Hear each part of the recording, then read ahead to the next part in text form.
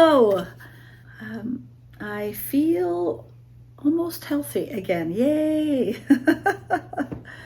Illness, it sometimes just takes everything out of you. And I'm feeling like I'm back into most of my routines, not all of them, but most of them. And the one that I talked about in the previous video was about Bible study and just the spiritual disciplines. Sometimes it's easy to read when you're sick, and sometimes it's not. And I found, because I had a headache, reading was hard. I did listen. I had this video come across my YouTube feed on don't read the Bible, study it. And I don't know if that was clickbait, but I thought I completely disagree with that. Because with Bible reading and Bible study, there are benefits to doing both. And so I am all about doing both of them. They are both spiritual practices that we need in our lives. So what is the difference between them? Because I think some people use studying and reading interchangeably. And I look at it in two different ways. One, I'm a teacher. And when I talk to the kids about reading a book as opposed to studying a book, right? My goal for the reading is just to enjoy it and just experience it. Whereas with a study is you are getting into it. You are like putting on your work pants, and you are like laboring. You are actually spending some time dissecting stuff, and you're doing the work. You need both. Because I think sometimes you can work, do the studying, and you actually start to lose the enjoyment and the experience of how this book can transform your life. I also think about it like my experience with tennis. I know you might not all be able to relate with this, but when I was younger, I loved tennis and I watched it a lot. I watched a lot of it, and I started playing tennis, and I wanted to get better because as I watched tennis players make these amazing shots or these serves that could hit the line, I thought, I need to do that. I need to work on that. And so I took lessons with a coach that helped me to do these things and got better. Now my serve is still pretty lousy. And when you are reading the Bible, you are allowing God the opportunity for Him to speak to you.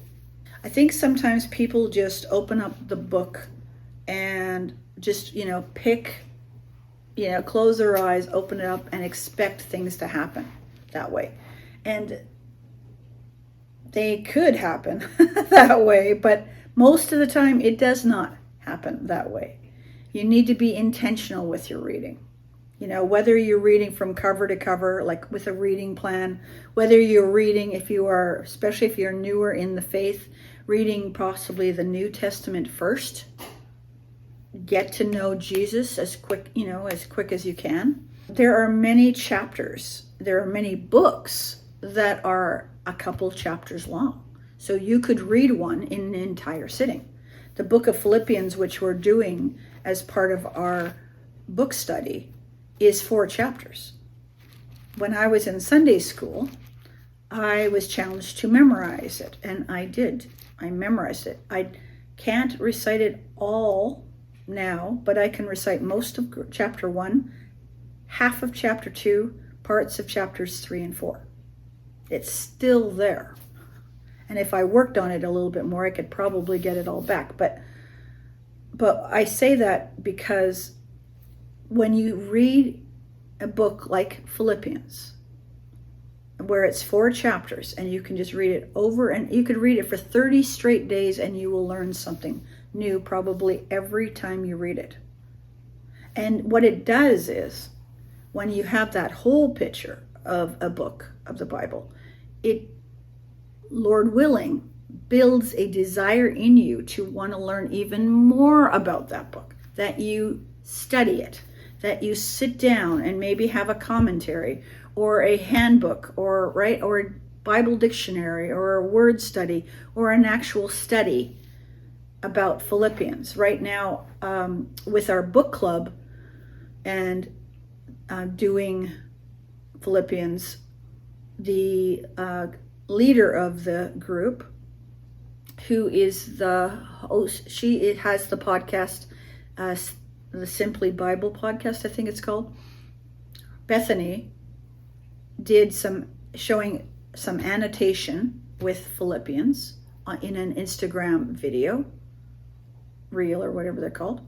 But I'm also taking the Gospel Coalition. They have a website. They have the book of Philippians, a study of it online for free, right? So there's different ways that you can approach even studying. Reading, to me, the benefit of reading is, one, you get the whole picture. You experience it with almost an enjoyment, because there's no like, I have to do this, I have to do this, I have to do this. It's just to read. And whether you read for 5 minutes or 50 minutes, there's something about participating in this life-giving book. You could think about it even in the way of reading, if you read fiction books or non-fiction books.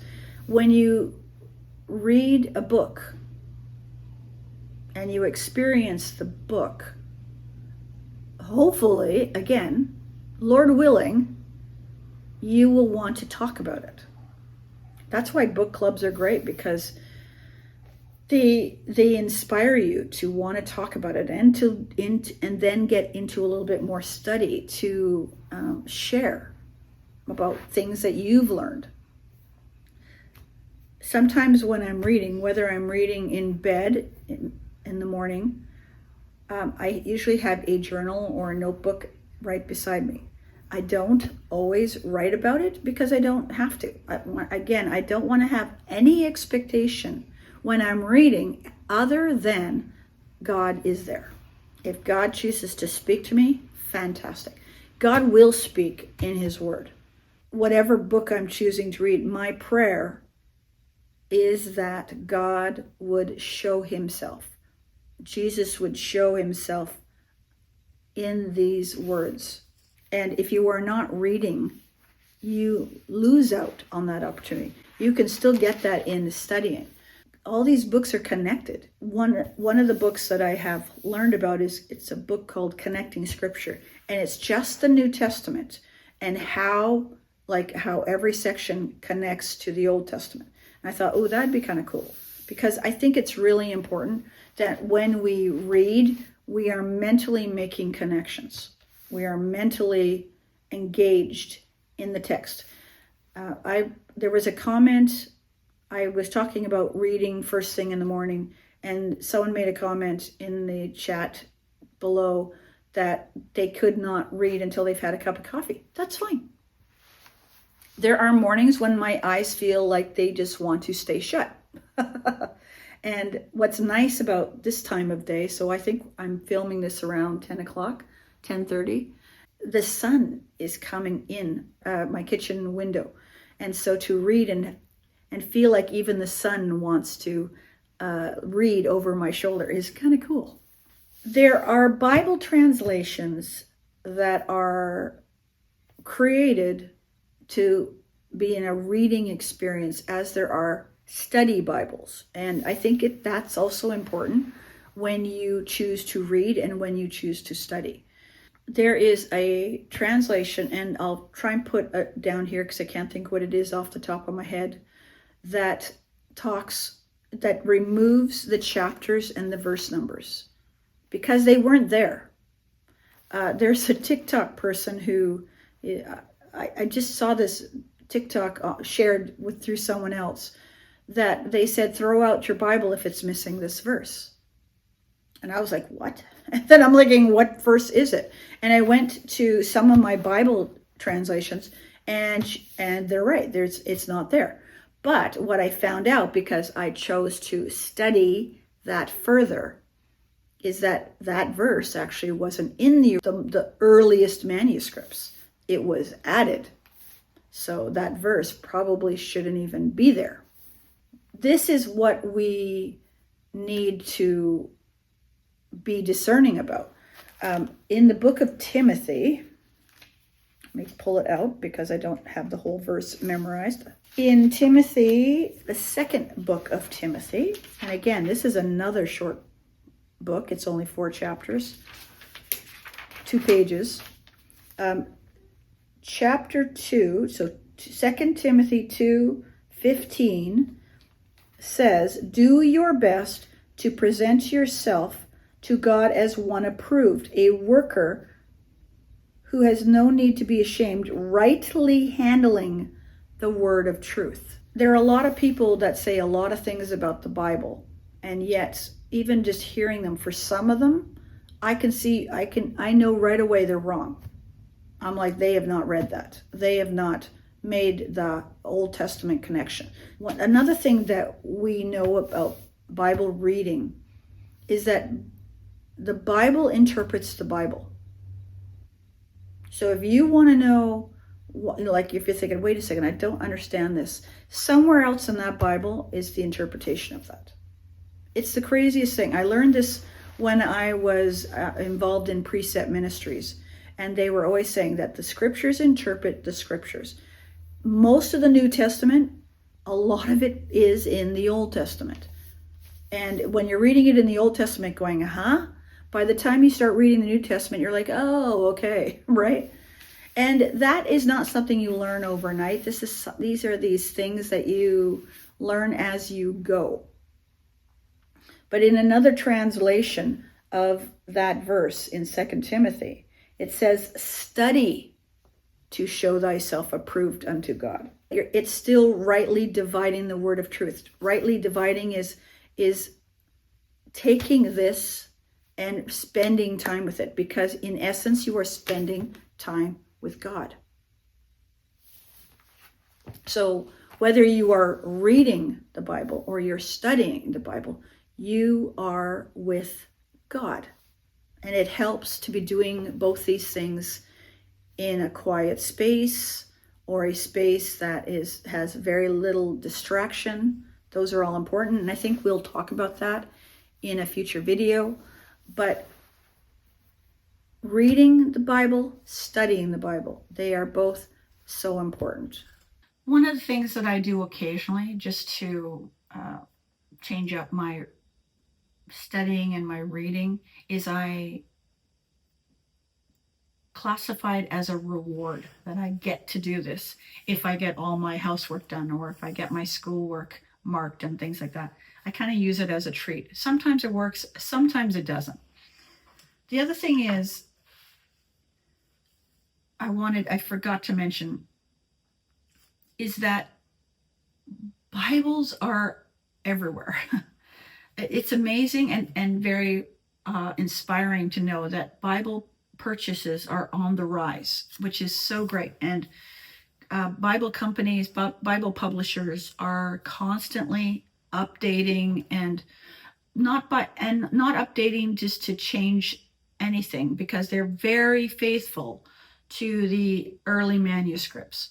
But what that means for us is that translations are available fairly easily to us, whether you choose to buy them at a Bible store or Christian bookstore, whether you want to go on to an app like YouVersion. There's lots of other apps where they have multiple versions of the Bible, and it gives you an opportunity to read them a little bit. Again, there are some Bible versions, such as what's called the word for word translation, that make reading easier because they've changed the language, staying faithful to the manuscripts, but they've changed it to make it easier for us to understand. Because you have to remember that when the Bible was in fact written, was in a different culture, in a different country, in a different language. There's all these changes. And Bible publishers have spent years, decades, trying to make sure that we have as closest to what they had. And what we'll do is, because this is becoming a priority for me this year for 2026, I think there will be several videos about this if you're okay with that. I do have a decluttering video. It's already half done. Because while I was sick one day, I had enough energy to start decluttering my office again. So I do have a decluttering video coming up, but I do want to talk more about this and Bibles in general. I finished a book, and I'll do a video probably at the end of the month on Christian books that I've read, because one of them that I really enjoyed at Christmas time was Bible translations by Tim Wildsmith, I think is his last name. And it's kind of got me going on the translations that I have, how I use them, and I think that might be of value to you too. So I pray that you are having just a wonderful January, and we'll see you soon.